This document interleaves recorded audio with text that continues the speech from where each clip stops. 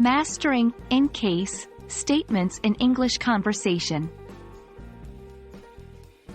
Hello, language learners. In today's lesson, we're going to delve deep into a very important aspect of English conversation: making indirect requests and offers.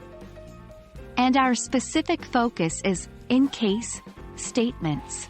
So, get ready to polish your conversation skills and make your English sound more natural and fluent.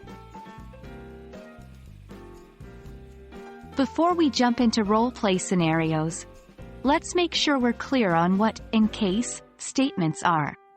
When we use in case in English, we're usually talking about doing something as a precaution or to be prepared for a possible future situation. They help us sound more polite and indirect when we are making requests or offers. For example, take an umbrella in case it rains. Now, let's apply this in some role-play scenarios. Remember, practice makes perfect. Scenario 1. At a restaurant. Person A: I'll order an extra pizza in case we're still hungry later. Person B: Good idea, and let's get some dessert too, in case we want something sweet afterwards. Scenario 2. In the office. Person A: I will leave the office keys with you in case I'm late tomorrow. Person B: Thanks, I'll come in early in case there's a lot to set up for the meeting. Scenario 3. Planning a trip. Person A: We should bring a map in case our phone batteries die.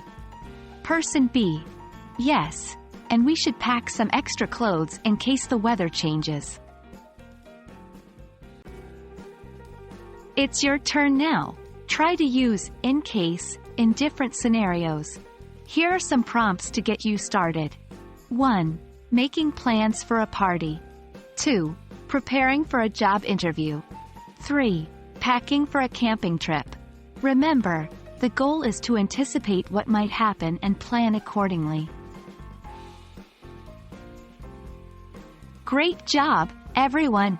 We've covered a lot today about making indirect requests and offers using in case statements. Keep practicing these scenarios and soon, you'll find yourself using in case naturally in your daily conversations. Stay tuned for more English learning videos, and until next time, happy learning!